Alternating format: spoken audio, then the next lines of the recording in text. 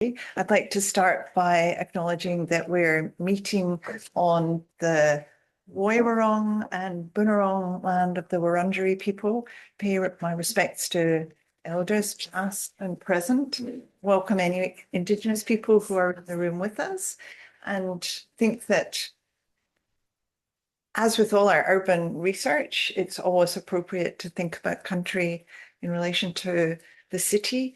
It's easy to forget country in the city, but we're, of course, on Wurundjeri land where there's 6 layers of country, the land under us, all the way to the stars above, and that it provides a volumetric, care-driven, stewardship-driven model of being in the city that I think is very close to some of the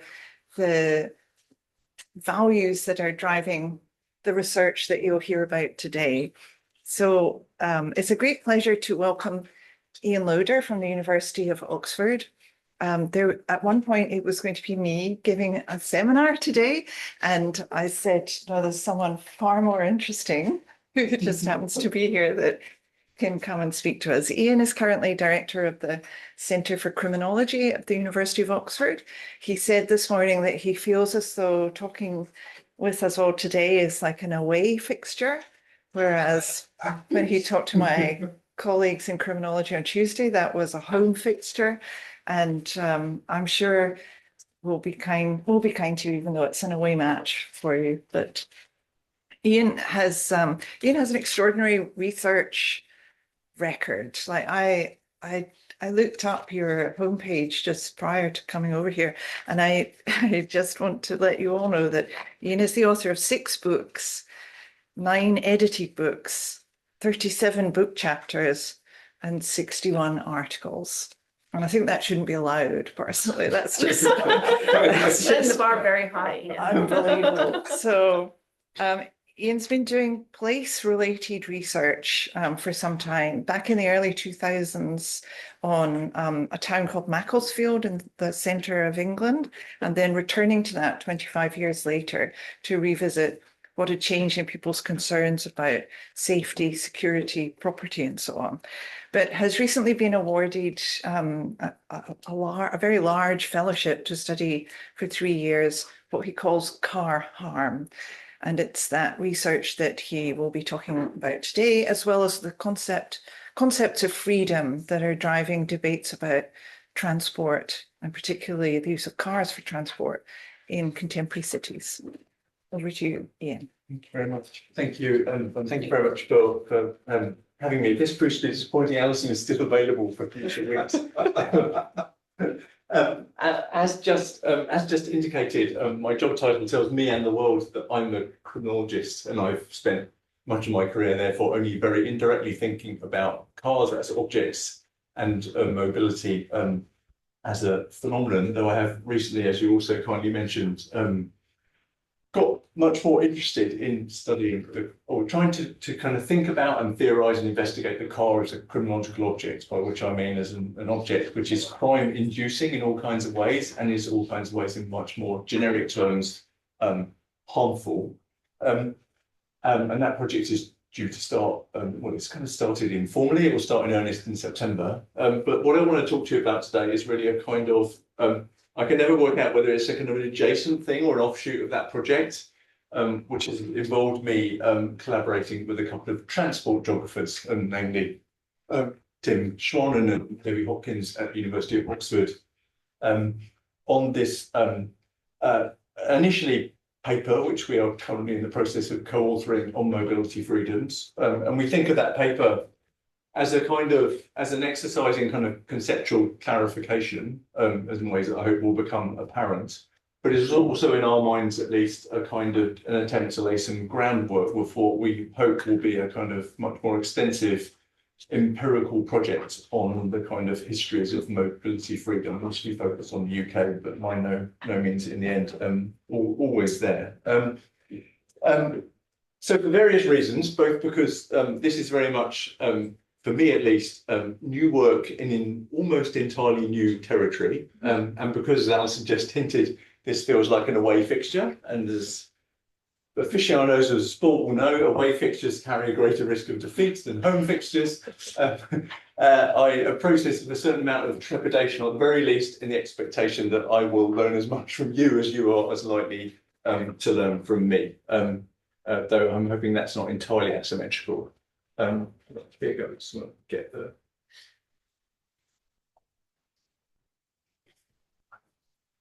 At the back end of 2022, in the city in which I live and work, Oxford, the local authority introduced a number of low traffic neighbourhoods in the east of the city.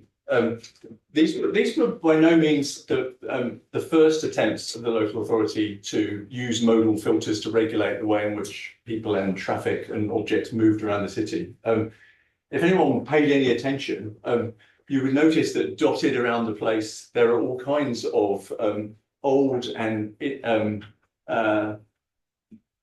unnoticed kind of modal filters that do similar kinds of things that these particular forms of low traffic neighbourhoods were attempting to do, to which no one really any longer pays any attention, a point to which I may or may not return.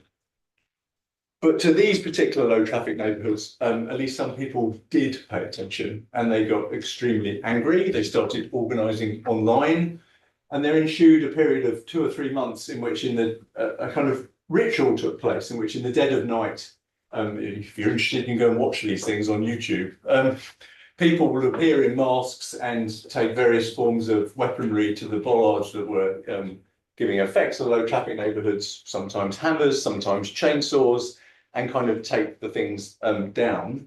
In response to which, several of the residents and various activists from the kind of livable streets movement in Oxford would mobilise a kind of rota of people to operate as human bollards, while the council got round to actually trying to replace the thing that had been destroyed. And what some of my friends and colleagues know as the bollard wars then ensued over a 2 or 3 month period.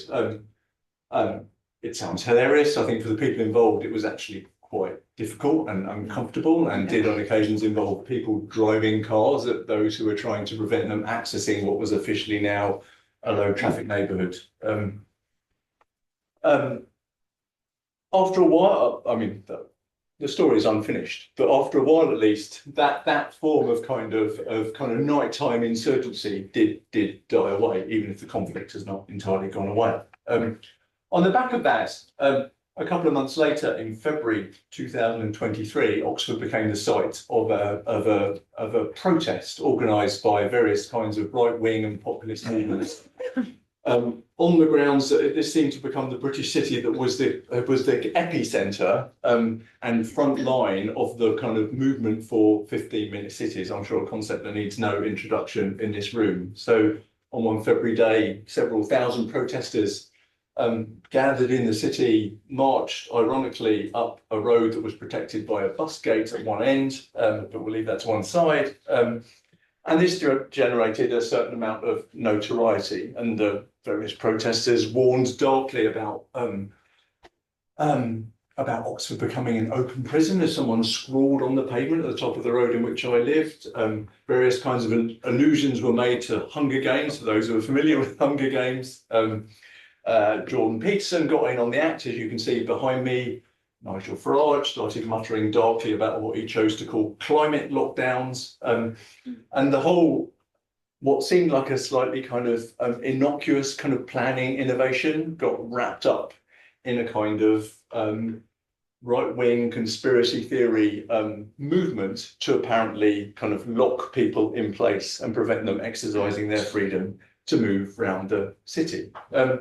This is a story, at least in its local version, that remains unfinished. The local authority currently has plans to introduce at the back end of next year, what's known locally as a traffic filter scheme, which is essentially a scheme for rationing access to Oxford's roads in an attempt to try and reduce congestion and car use in the city. It's if anyone's interested, I can give you chapter on verse on what a traffic filter scheme is. And its benefits and pros, as opposed to the obvious alternative, which is congestion charging. But this remains a source of much local contestation, and a new party is being formed called the Oxford Independent Alliance, principally, well, I was going to say principally, only with the sole objective of defending the rights of motorists and trying to defeat the council's attempts to restrain their freedom. And restrain their freedom is what the opponents of these schemes think that they are trying to do. And defending those freedoms is what the various kinds of protesters and kind of pop-up political parties are in the business of trying to defend. Now, of course, in mobilising the notion of freedom in this context, these movements kind of tap into and articulate an idea which has long been central to the history of automobility, has long been central to the ideology of autophilia or automobilism, if you want to call it that, and is in all sorts of ways just buried, quietly buried in the daily practices of people who just take it for granted that getting in a car is how you get around your daily business, where you're dropping your kids at school, you're going shopping, you're going to work, and so on and so forth. I did my homework on the plane. I started reading Car Wars by Colin Davidson, which is a history of car-centric urban planning in Melbourne, who says, and I'll just read you this because it kind of sums up this, what I'm going to talk about rather nicely. For most people, he writes, the car was a symbol not of privilege or authority, but of liberty. Since 1910s, when motorists first began to organise themselves politically, the ideological affinities between political liberalism and organised motoring has been strong. The car was a freedom machine, a physical expression of the liberal principles of free movement, free association, and free enterprise. The car, he goes on, cut human beings free from the conventional limitations of time and space. It was a mechanical extension of the self, conceived of as an autonomous, rational, self-actualizing individual. The whole paper is about that couple of sentences. Now, today, under the shadow of climate breakdown, that conception of human freedom and its relationship to mobility is in all kinds of ways becoming challenged, as it is in the city in which I live and work and many other cities around the globe, with the effect that transport, and I kind of feel this feels familiar to me, having spent the last 2 decades working on the kind of populist politics of law and order. I suddenly find that many of the kind of motifs and themes and kind of ways of thinking and acting that are familiar to me from that territory, I now encounter them once again in transportation, as urban transport becomes a sharply polarized domain of public policy, seemingly trapped between the kind of a kind of world of reaction and a world of possibility, and with all kinds of conflict emerging around that tension. And against this backdrop, what we are hoping to do in this paper is, in a sense, first and foremost, seek to clarify the different conceptions of freedom that are mobilised or that might alternatively mobilised in trying to think about, understand and clarify various kinds of contestations that now take place around urban transport. And it has 2, I kind of think, related aims. So the more I've thought about this during the day, I'm not quite sure how related they are. The first is to, as you might want, to gently unsettle the form of negative liberty that is typically associated with automobility, as articulated in the quote from Davison that I've just given you. And I say gently unsettle because I would just, the paper is not a kind of direct normative critique of that idea, but an attempt to interrogate its appeal, its sources, and to indicate that it's only one way in which it is possible to conceptualize what freedom might mean in a context of urban transportation. And in so doing, to lay the groundwork for a kind of empirical project about which I may, if I've got some time, say a few words at the end.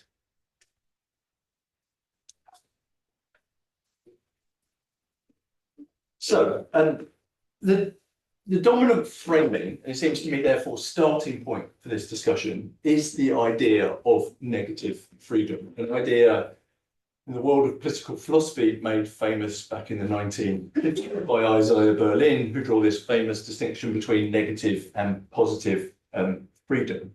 For Berlin, negative freedom is a freedom from. I am, he writes, normally said to be free to the extent to which no human being can interfere with my activity. Liberty, on this view, is a realm in which people are able to act unobstructed by others. Various articulations of that version of freedom you can find elsewhere in political thought. We've found particular use of Orlando Patterson's work in trying to develop this idea, who analogously writes about personal freedom as a realm in which one is uncoerced and therefore able to do as one pleases without compromising the ability of others to do the same. The central actor here is, of course, the autonomous agent exercising free will, deciding how they want to, in this, exercise their choices, in this case, move around a city, unobstructed by others. And in its most emphatic versions, it has a relationship to questions of law and regulation, which can come disarmingly close to being zero-sum. I am free to the extent to which I am left alone, unrestricted by law, by regulation, by state interference of various kinds of ways.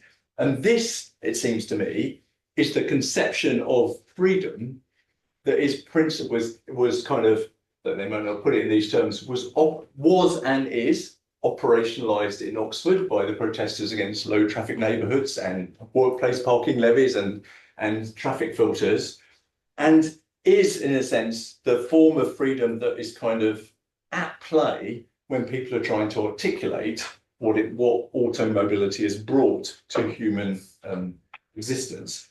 And it's that conception of freedom that I want to quietly unsettle.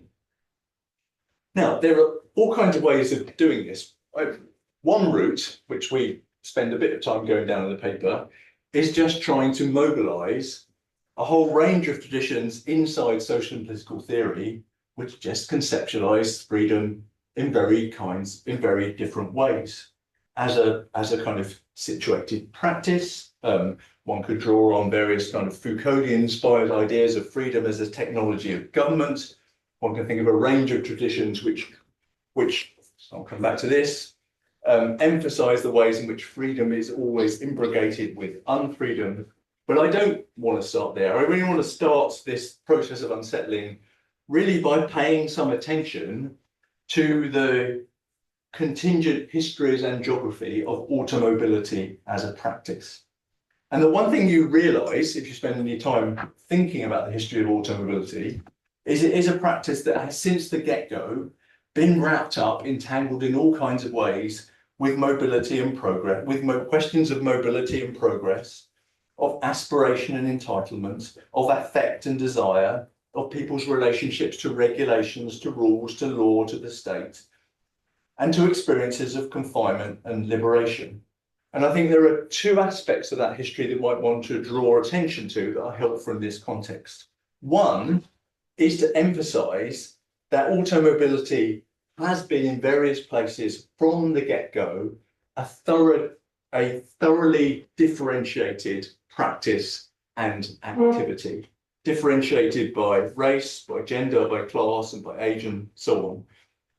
And there's all kinds of, there could be a long digression now, but one could mention, just to give a number of illustrations, the way in which the car was a machine that both was, both to some promoted as and to some extent experienced as liberating women from domestic existence in the early days, only then to refold them back into the domestic existence and become an instrument through which women exercise their caring roles as parents, as carers, and so on and so forth. One could think about the ambivalent history, because I've been reading something about this now, the ambivalent history of the car in Aboriginal relations in this country, and how the car was both very literally a vehicle of a land appropriation in the early days of colonisation, and has then been reappropriated in all kinds of ways into Aboriginal life now. One could also tell, and I've written about this recently elsewhere, the ways in which the car has been very complexly implicated in the experiences of confinement and liberation of Black Americans. I mean, as many people have written, Black Americans were among the early adopters of the car in the 1950s and 1960s, not least because it seemed like an escape from what for them was historically often brutal confinement in place. And it seemed like a vehicle that enabled them to escape from the degradations of the daily degradations of using public transport. But using a car as a Black American in the mid-19th century was a deeply conflictual and often very dangerous experience. And as the kind of decades have rolled on, you can think of all kinds of ways in which the car has now become effectively wrapped up with processes of racialized spatial control of American Blacks, and in all kinds of ways has become implicated in the reproduction, largely interestingly through the operation of the kind of subprime loan market for cars, has become tied up, implicated in the reproduction of a highly racialized penal state. So that's one way in which you can initially begin to kind of situate and render contingent that kind of abstract notion of negative freedom. The other is simply to point out that automobilized freedom has always been, from the get-go, and will always destined to remain, a kind of situated practice that is a product not of being left alone and uncoerced, but is only ever made possible, constituted by rules and regulations and infrastructure, in the absence of which none of it would be possible, creating the paradox. And I think this is a genuine and interesting and puzzling paradox, that an activity which is perceived by many of the people who engage in it as being the active exercise of freedom is in fact one of the most hyper-regulated things that is possible for anyone to do as a modern human being. So that's form of unsettling number one. The second form of unsettling is just to kind of to point to the ways in which automobility can very easily and often morph from what Patterson describes as personal freedom, being uncoerced to do as one pleases without compromising the ability of other people to do the same, into what he calls sovereign freedom, which he describes as the capacity of people to do as one wishes, irrespective of the wishes of others. And in this context, this has all happened since we wrote the paper. I got very engaged by a book by Elizabeth Anker called Ugly Freedoms, which some of you may or may not know. And Anker is it's a fantastic book in all kinds of ways, but relevant to this project in a manner I'm still trying to grapple with, but I'm going to try and explain to you now. Anker's concern, what she calls ugly freedom, is a way of trying to articulate the ways in which some of the most cherished political ideals of modern, well, in this sense, in her case, the modern American Republic, are frequently practiced as involving the subjection and domination of others in ways that legitimize mass harm and involve the very active disavowal of that harm by the people who are experiencing those practices as freedom. So as she puts it, ugly freedom entails a dynamic in which practices of freedom produce harm, brutality, and subjugation as freedom.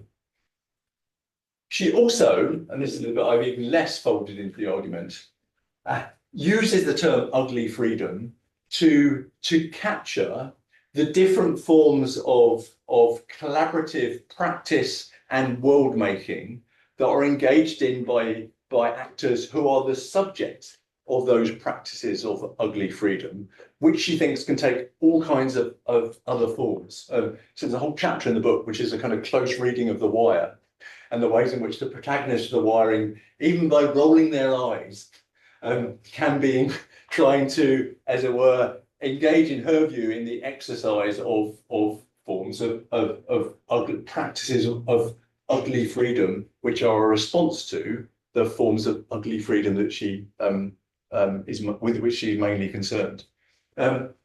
Now, of course, the reason for raising this now, because it raises in my mind the question, to what extent are automotive freedoms ugly in the ways that they produce harm and subjugation and domination for other urban dwellers? And conversely, how might we interpret alternative forms of mobility that pop up, that are practiced in the shadow of automobile ideologies, as also forms of ugly freedom in Anker's terms? I might come back to that at the end.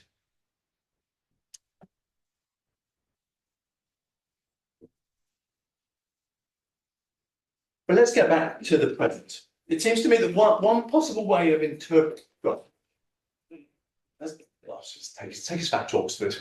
One possible way of interpreting what's going on in the current contestations around urban mobility and the applicability and limitations of freedom is as follows: that increasingly urban authorities around the world are recognizing and seeking to register the ways in which automotive freedom was also wrapped up with a whole series of harms and therefore unfreedoms for others. I'm sure in this room, people will be familiar with all of this. In other words, recognizing that the freedom to drive around and get around by car can typically involve injury, violence, death, ill health, environmental damage, air pollution, and in all kinds of ways, externalities that impact on the lived experience of both those who might simply want to dwell in the city rather than move around it,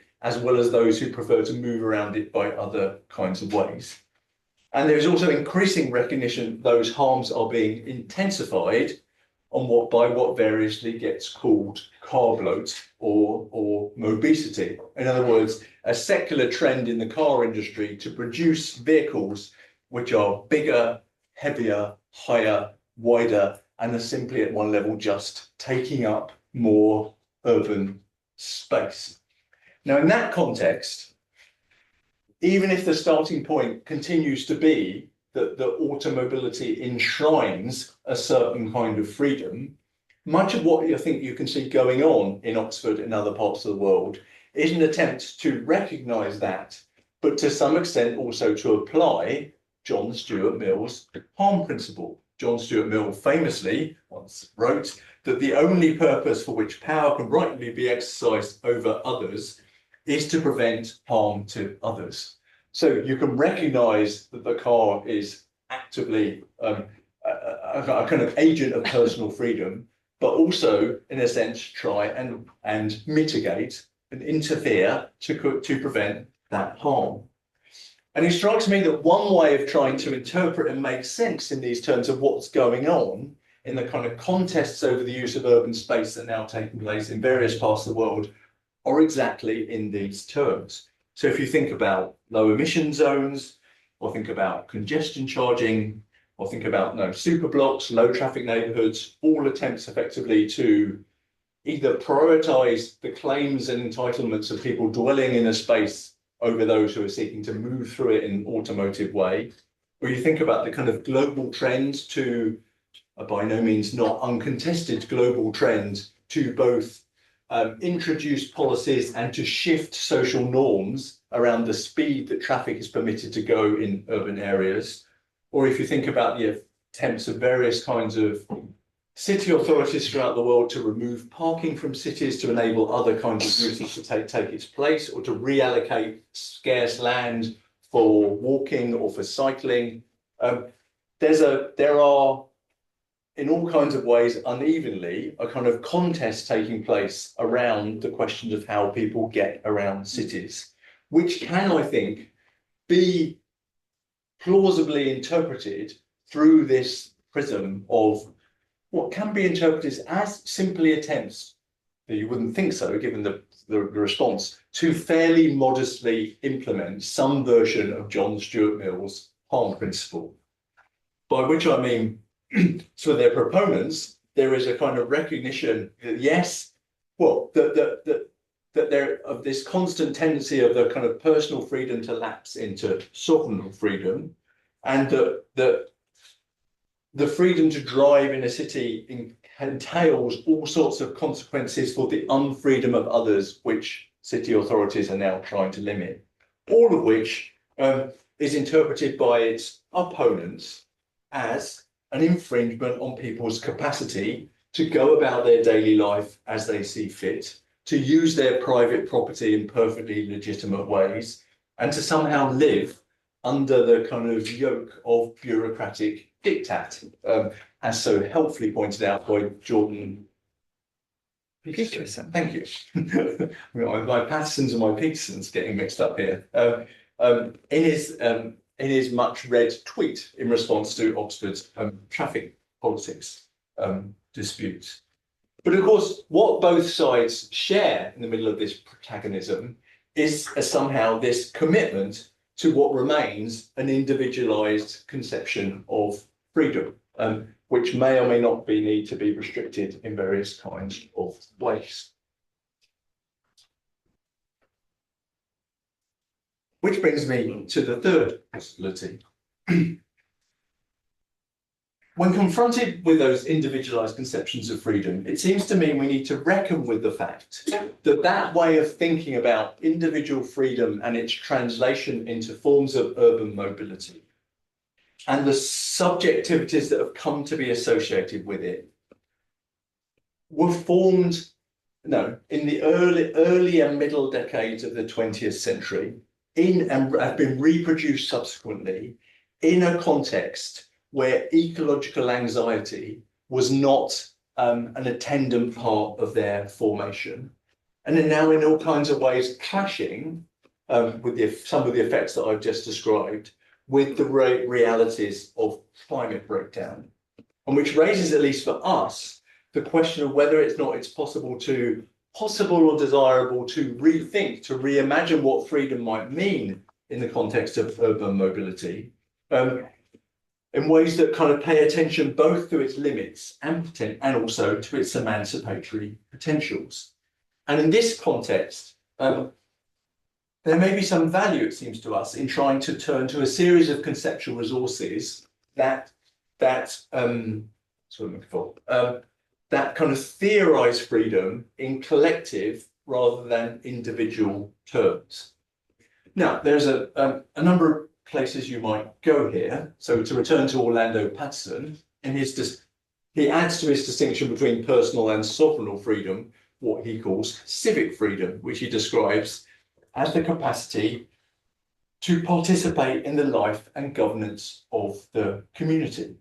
One might think analogously of Hannah Arendt's attempts to theorize freedom as somehow being constituted by the existence of social spaces in which people can reflect and deliberate and act collectively and, as it were, create new forms of worlds, new ways of acting and thinking in a city.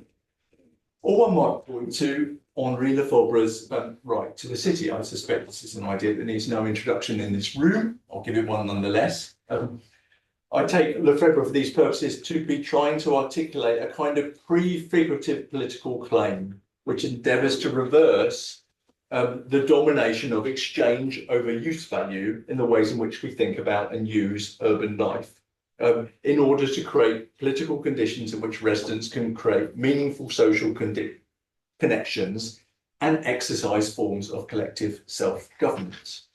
So what might this mean if you try and translate it into conceptions of mobility freedom? I think it means three things. Firstly, the mobility freedom conceived in these terms does not first and foremost mean the liberty to drive a car or the liberty to get around a city by car. What it effectively means is the ability to access a range of transport options that enable people to feel like that they are also authors of their own lives and can play some full part in the life of the community and the city in which they reside. Automobility, from this perspective, does start to seem like a form of ugly freedom in Anker's term, one that subjugates those who choose not to drive, who cannot afford to drive, or opt to not to, and in all kinds of ways also subjugates those people who live in urban environments in which driving, Melbourne's, there are bits of Melbourne that I discover can feel a bit like this, where driving is the only option in a sort of situations in which, in effect, people are coerced to be automotively free. On this view, low traffic neighbourhoods, super blocks, traffic calming, all that stuff that I've just been describing is not first and foremost thought of as being just the application of Mill's harm principle, but a fairly modest attempt to try and maximise mobility freedom for all, an attempt to effectively give effect to some kind of collective right to a mobile city for all a city's inhabitants, not simply for those who choose to get around it by car. That's thing one.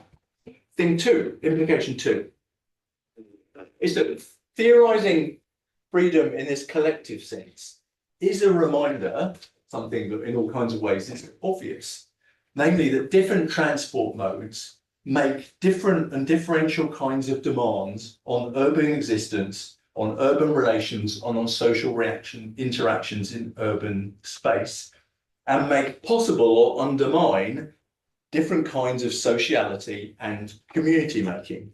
Private cars, it's frequently pointed out, cocoon or cage, as I learned this morning, cage their inhabitants in steel, insulate them from other urban inhabitants, and give effect to what Don Mitchell has called an SUV model of citizenship.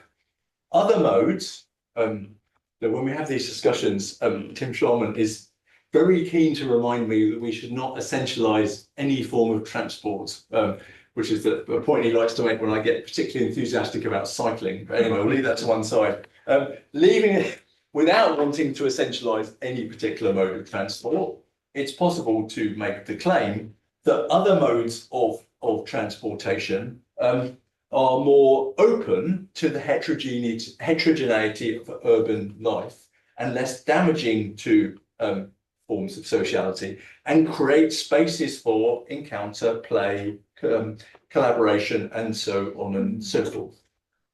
Which brings us thirdly to the, in a sense, the overarching point, is that conceptualizing freedom in that collective sense is a reminder that mobility freedom is never just about transport, that it's about the capacity of people to exercise democratic agency over the question of what city they want to inhabit and what kinds of streets and what kinds of public space they want to be enabled in that city, which in turn speaks to questions of how we design and protect and police, and in a word, to turn to my stock in trade, how you create safe and secure conditions for people using different transport modes without, or rather while, protecting their different associational values.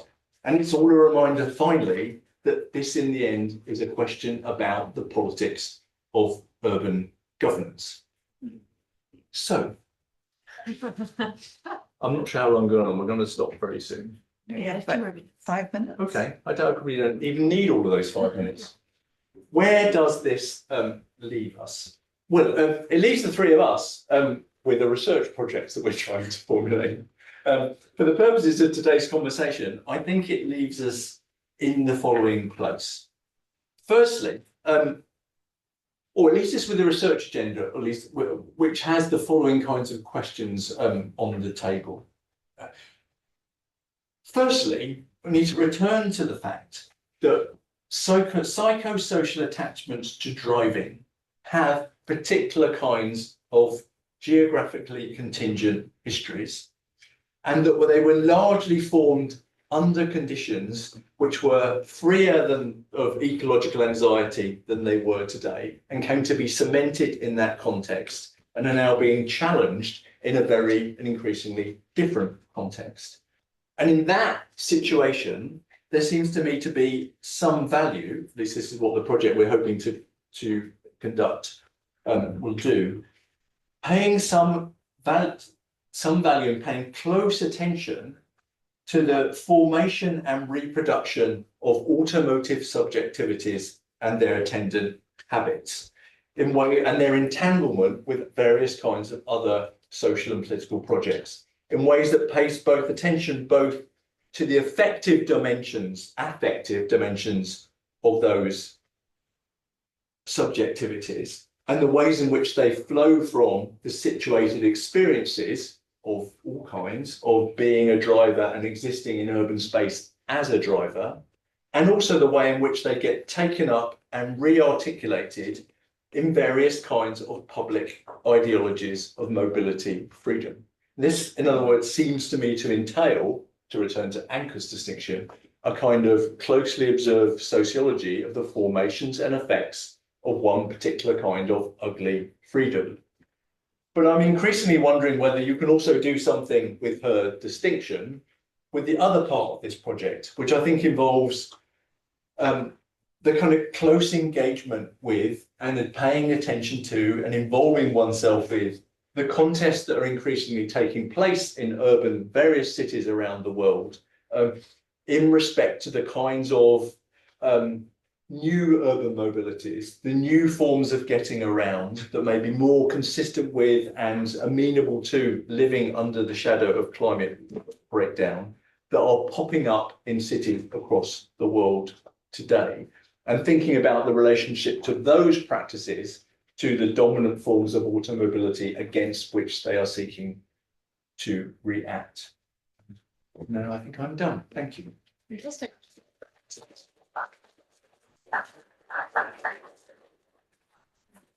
Thank you very much. And if anyone online has a question, please put it in the chat and we will check in with you shortly.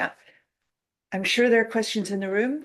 Let me just pose a very quick one, slightly provocatively.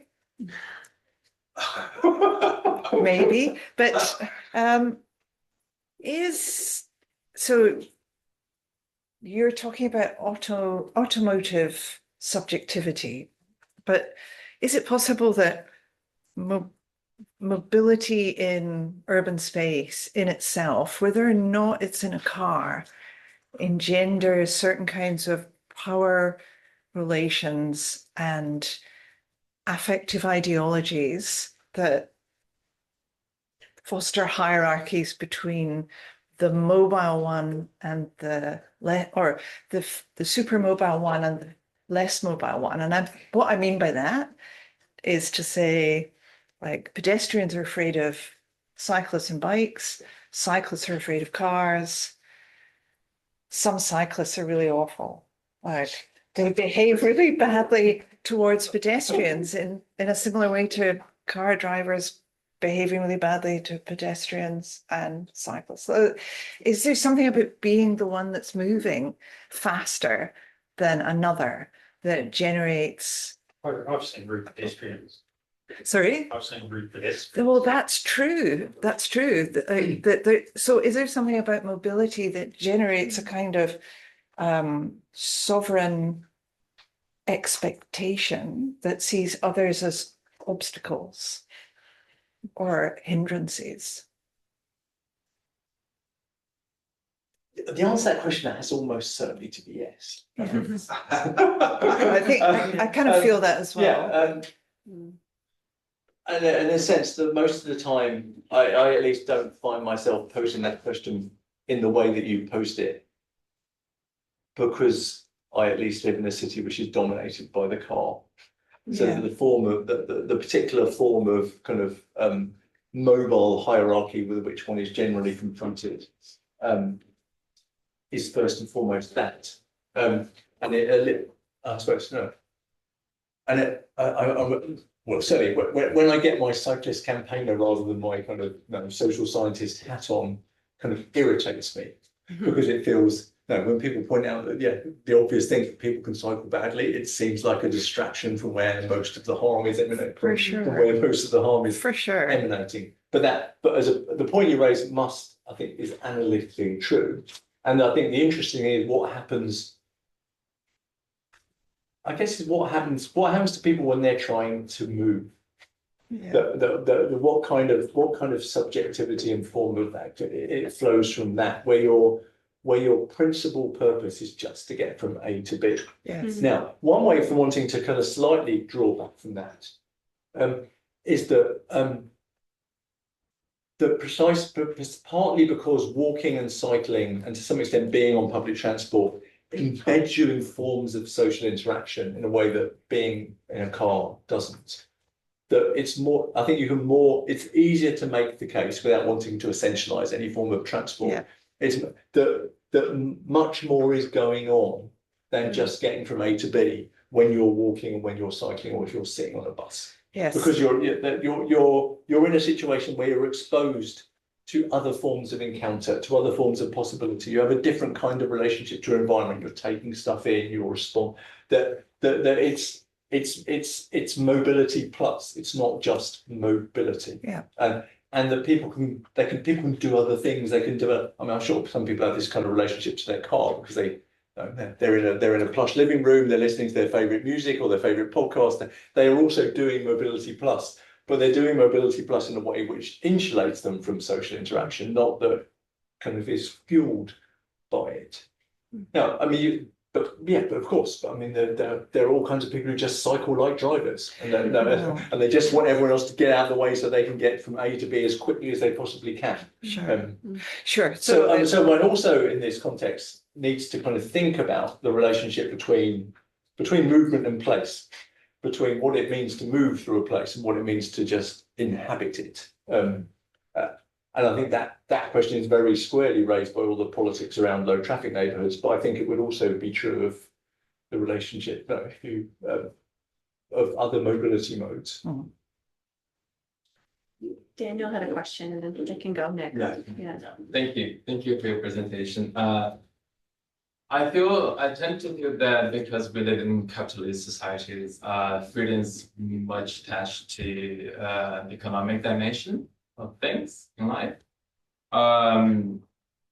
It seems to me a lot of this conceptualization of freedom that people have as well, it comes through lenses of economic considerations that they have for their lives. But it wasn't clear to me whether you consider these economic dimensions central to your idea of freedom. Do you dialogue with economic freedom theories, or like to know your topic about them?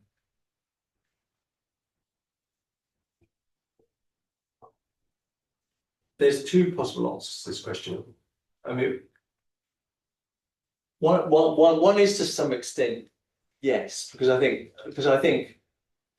there are different kinds of economic freedom wrapped up in ideologies of automobilism. One of which has to do with the idea, and you can see this in various ways in the kind of history of the car, that persuading people to buy and use and consume cars is somehow vital to the kind of national economic project. It's a kind of. I mean, there's this great book by it's called For the Love of the Automobile. It's about the history of the car in Germany. It's about large parts of the early 20th century. It seemed like it was a kind of matter of patriotic obligation to buy a car and buy a German car because that was how the German economy was going to grow. I mean, you can find other examples. So there is a way in which the question of freedom's relationship to the car has been wrapped up with questions about economic prosperity and growth for its proponents. I think there's also another way in which the economic freedom gets wrapped up with the kinds of reactions that people have to having their car use curtailed, which is the social media version of this goes, I've worked very hard, I've earned this money, I've spent it on this car, I should be able to use it how I see fit, and no one should be able to kind of rob me of the prospect of the kind of in a sense the benefits of my economic well-being, as if that this is my property and I should get to decide how and when I use it. Now there's a second way of answering your question about which I don't feel so sure, which is what why center, there's all kinds of ways in which you can conceptually slice up how you think about urban mobility and its politics and its possibilities. So the question is, why freedom? And what happens if you make freedom the organizing idea as opposed to something else? No, I don't know, community or citizen. I mean, just throw in you're throwing your preferred concept at this point. And I think it's important to keep that skepticism in mind.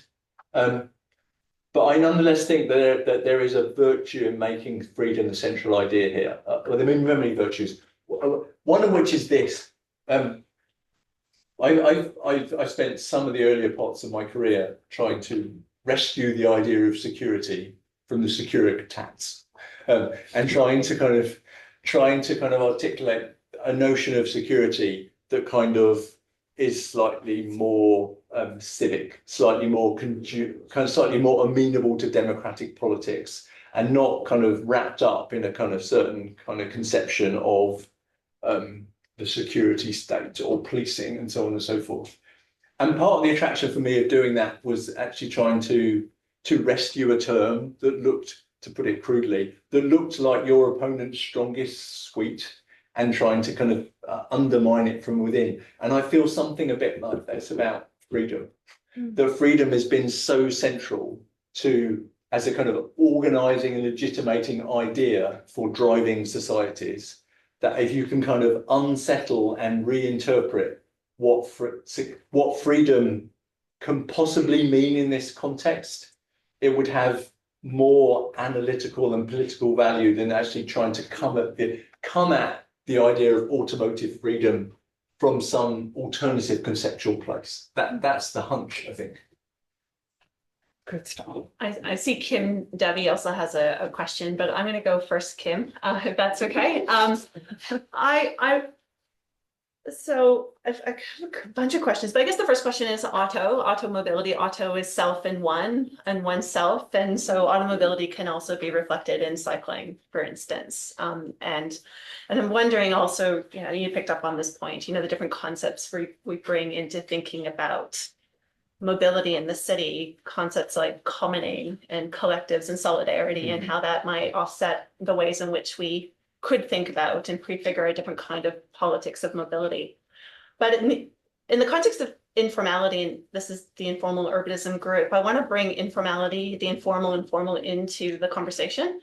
And the ways in which we design streetscapes here in a place like Melbourne is very formal. Everything's very delineated. Everyone has their lane. And conflict kind of merge when you step out of that lane. I experienced that on my ride here to work today. But informal practices of transport and mobility, whereby there are no rules, and those rules are shaped through relationships, and how that might create a different kind of mobility politics to think through this problem of automobility in the capital A, auto concept of the car. I said this would be a place in which I was going to learn.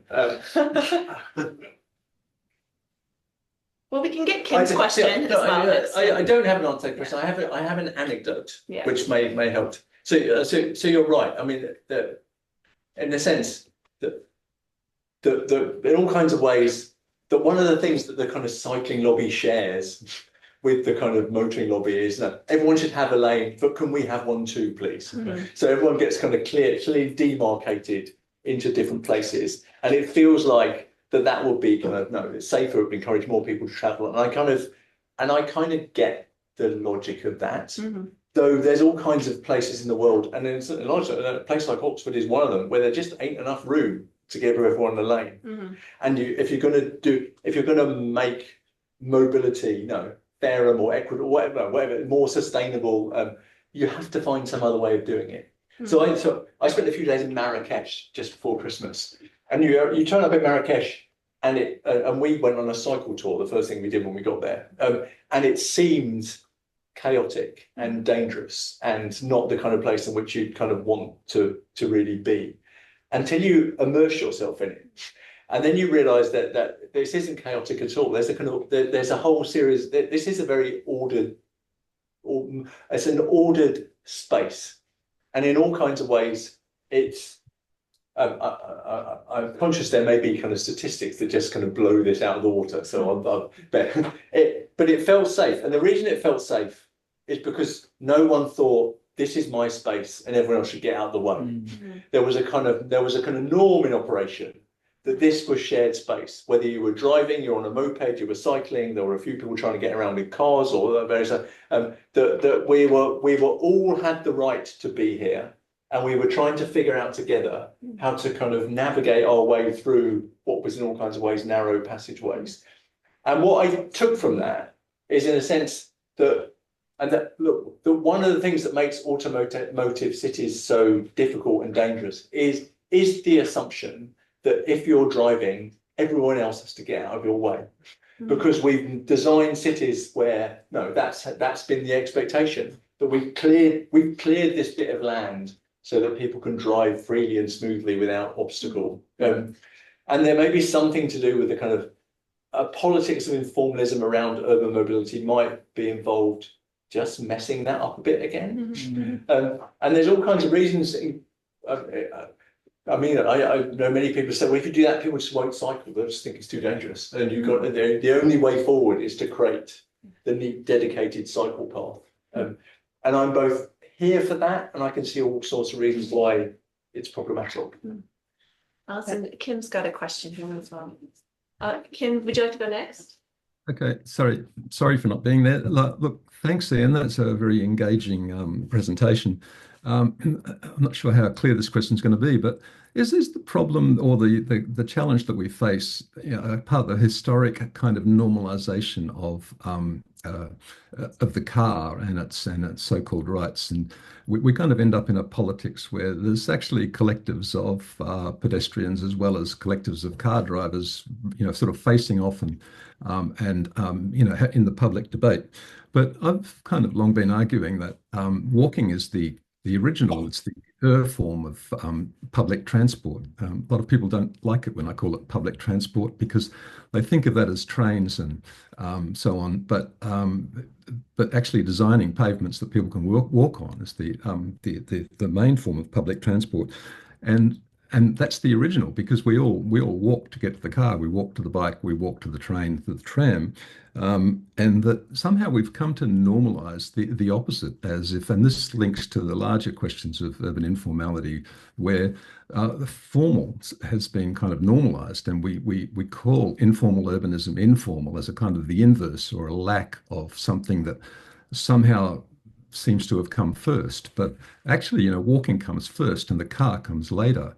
I'm reminded that in some ancient Roman cities, there are bollards in Pompeii that were put there. They're actually modal filters designed to stop the chariots interrupting the pedestrian activity in the forum and so on. So, and I don't think that they got organised to try and stop the 15-minute city. They already had the 15-minute city. That was what was normal. And if you like, the car was the other side of this equation. So I'm not quite clear, not being a very clear question here, but I think a part of the problem is that the formal, and the car is of course the formal form of public transport. It has to be rule bound, otherwise it simply is way too dangerous. And it's become normalized. And in many ways, the contradiction is that these people are arguing for a highly formalized kind of freedom, a freedom with a very high level of restrictions and rules over speed limits and lanes and all kinds of traffic rules. Anyway, any comments on that? That's a great point. I was in relation to the last. Sorry, I don't know where to look to, so I feel like I'm looking you in the face. So if I have my back to you, apologies. If you face left, Ian, I can see you because there's a laptop on your left. Yeah, okay. There. Right. Okay. I think that's a great point. I mean, so on the place you ended, there's a Sally Kidd, who's a British criminal lawyer. She pointed out just recently in something I'd read she'd written that driving is actually illegal, and that driving only becomes legal under a very specific set of conditions that have to do with the nature of the object that's being driven and the capacities and permissions of the person who is doing the driving. And an awful lot of work has to go into actually creating situations in which that illegal practice becomes legal. So as you rightly point out, that's an extremely formalized way of getting about, of which walking is the opposite, and to some extent cycling also is, because you don't need permission to do it, and there's all sorts of reasons why you want to continue to insist on that. So I think there is a lot to be said for rescuing the virtues of walking in this context. Also go back to Alison's point. Someone told me the other day that the British Department of Transport actually didn't recognise walking as a form of transport until relatively recently, like two or three decades ago. And it's a kind of good indication of the kind of point you make, that we've written walking out of the story of what it means for people to be mobile in cities.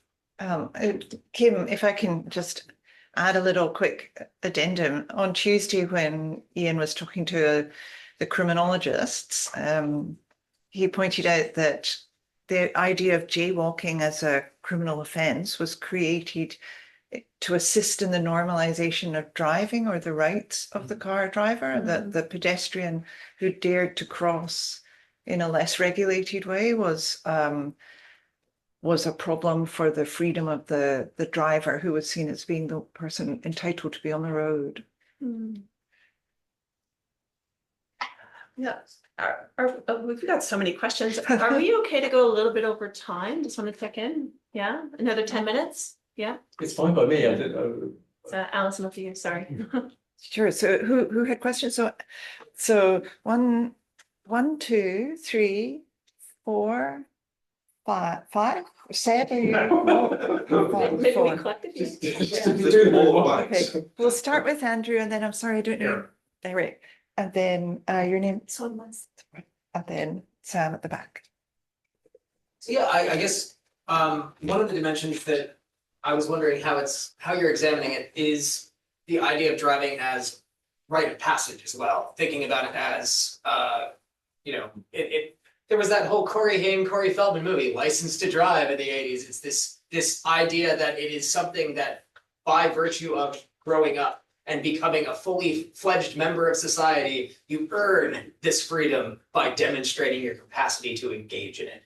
And I was just thinking about the absurdity of associating freedom with something that also requires insurance premiums. Like, you're paying for that freedom entirely. It is not something you are free to participate in. You said that heavily. Yeah, and increasingly for young drivers, I don't know if this is true here, for drivers under the age of 25 in the UK, having a black box in the back of your car that regulates every single movement, and the speed at which you're driving. So you're subjecting yourself to a very minute form of kind of commercial surveillance in order to exercise this freedom.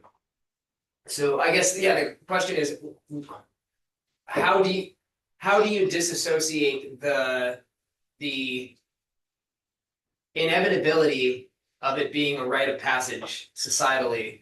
Like, I guess the rate of licensed drivers is dropping when in younger generations, people are trying to opt out of participating in that process because it's become a more onerous, regulated exercise. How do we reconcile and dispel that cognitive dissonance societally? Because it's something that people are marketed, this idea of freedom, that doesn't necessarily eventuate when you have the car. The most burden I've ever felt is when I've had to deal with the licensing, insurance, regulatory elements of being a driver. So it's a good question. Am I allowed to say I don't know? Yeah, we can talk about it next week too. Should we collect a few questions? So move on to Eric. Thanks, Ed. I couldn't help reflecting that if you come from a car-dominated city in Oxford, you must be terrified if you stay here in Melbourne. We seem to be sort of dreamed of many of the things you had in Oxford. The irony between freedom, like the freedom to be caught in a traffic jam, is part of the irony of automobility. It's been pointed out many times in the transport literature. And, you quoted Graham Davidson's work, and since then there's been a lot written about the ironies about the implied freedom of automobility. How do you bring all of that work into your current thinking? Yeah, that's to answer that one. I don't know. It's there in the written paper. That's the paper to come out. yeah. The paper is in process with reviewers' comments attached to it now. But so by which I'm fully conscious that there is a kind of been a whole tradition of work, especially in the sociology of automobility, which has pointed out this notion of automobility as being flexibly coercive, as John already once put it, and entailing both those very dimensions. And I mean, it kind of relates to your point. I mean, there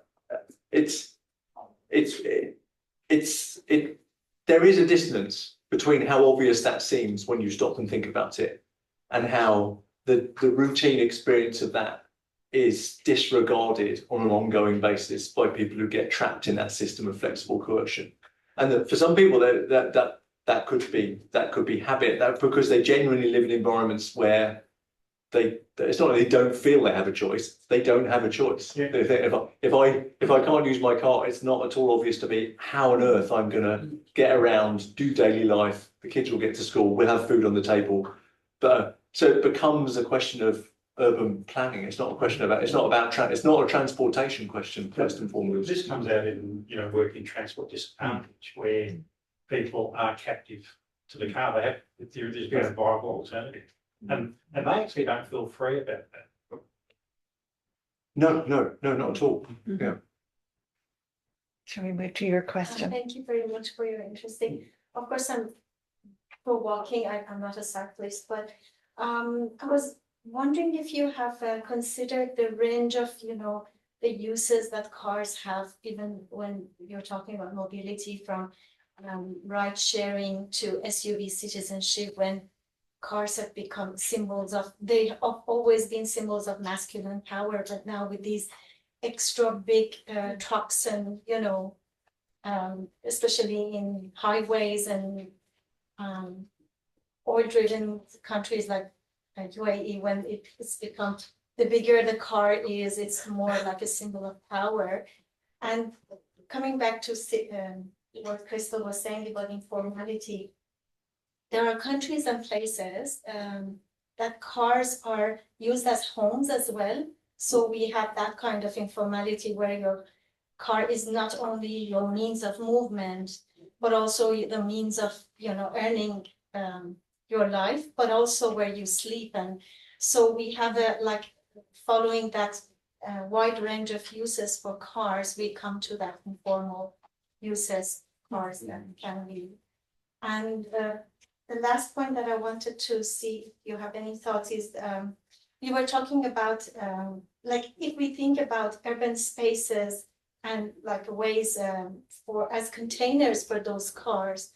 Again, there are a vast variety of different containers that can unsettle that car dependency that you were talking about, from highways to, when you said shared street in Oxford, when everybody has to share.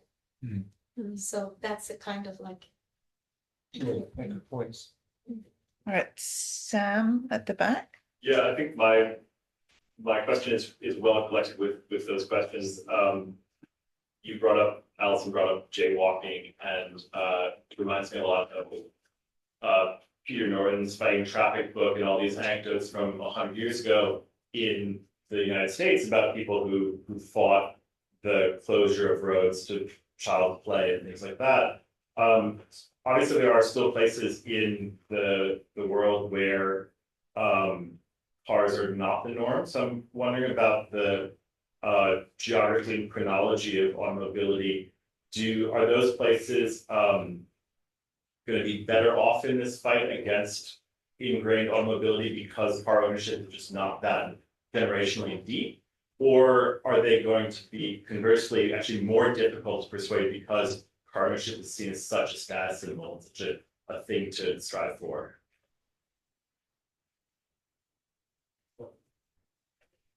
I think, well, to start there, just because it's freshest in my mind, I think that's a really a really important question, and why some of the work around these questions does need to be rooted, not in places that have got a kind of century of kind of car dependency and its associated infrastructures and habits in place, but places where cars are actually not currently the dominant mode of getting around, or in cities where it's just not assumed that everyone else has to get out of the way so that the car can travel smoothly. I think that's not just both analytically interesting, it's kind of interesting to the future of the planet. Because there's a gloomy world where you think, well, actually, in terms of global car ownership, we may as well be in the foothills, and that there may be many other parts of the world where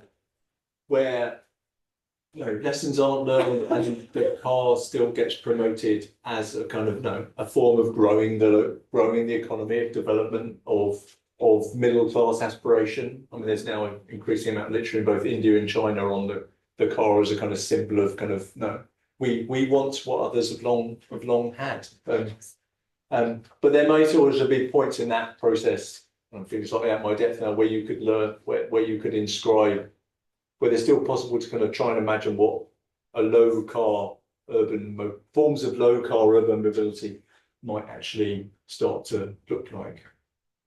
I mean, a couple of other points. I mean, the kind of, I think the whole mobility thing is kind of interesting in this context, because there are a way in which you can kind of come at it from the kind of it looks like it's appealing to a certain kind of offer.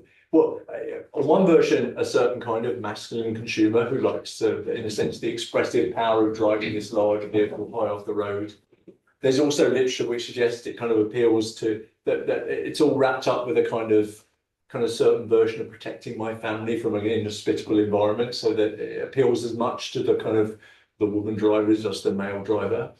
But there's also, I think, a kind of interesting question about whether any of this has had much to do with consumer choice. Because at the one level, the automotive industry has just decided that the car we're all going to have is an SUV. And increasingly, that's all they make. And they make them because the profit margins on those cars are much higher than they are on smaller vehicles. So this has been a matter of kind of producer-led consumer buying, rather than something that, as far as I can judge, has a product of people kind of wanting a large car to express something about themselves. Though, of course, the wider point you make about cars having all kinds of other kind of both meanings and uses, I think is an important one. It kind of goes back to maybe part of the answer to the whole cognitive dissonance thing, that cars have never ever just been a means of getting around. They've had all kinds of other surplus uses and meanings in people's lives. So people's attachment to them isn't just about, well, this is the way I get from A to B. It's to do with status, success, comfort, convenience. It's all kind. There's a lot going on, which isn't just about mobility when you think about people's attachment to this object. I think this is one also like a paradox slightly different around the car, I guess, which is, you mentioned the subprime market in relation to cars in the US. So where people, like, they've come out of prison, they need a car to get a job or to be able to go to work. So they take out huge loans from illegal loan sharks and so on. And if the car is built with a power cutting device, so that if the loan is defaulted on, that car will simply stop functioning. So there's that. The car is a kind of financial prison of capitalism. Like, you can't, if you're a formerly incarcerated person, you don't have options, and then you become imprisoned within debt. But also the car is this strange possibility of shelter when you lose your house due to debt or some other kind of disaster. And the car may be the only affordable kind of housing that you can get. So I think tossing that into the mix is a slightly different version of car ownership, which is more to do with necessity in a capitalist carceral world. Yeah. So Any further, like, yeah, quick, I one just quick one. one aspect. Do you have any comments on automobility as freedom with the context now of like companies pushing for self-driving cars and them having control over that kind of mobility through an app?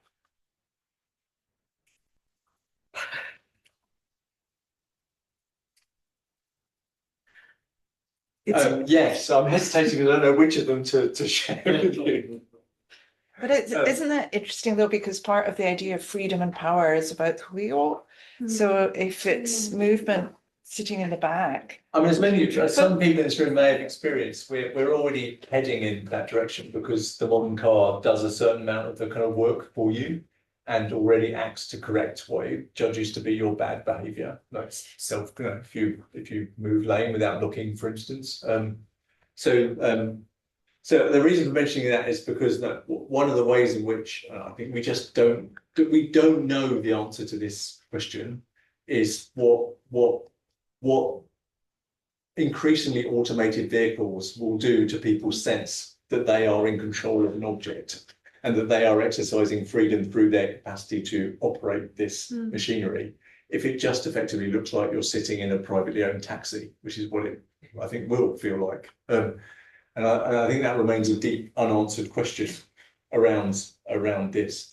I mean, my other reason for hesitancy is another book by Peter Norton, I think it's called Autorama, in which he kind of points out that since its inception, the car industry has been promising future utopias of what the next 30 years is going to look like, almost none of which have come to pass. So there is a reason to retain a large degree of skepticism about whether a world of fully automotive vehicles is just going to be another of those car industry-led fantasies.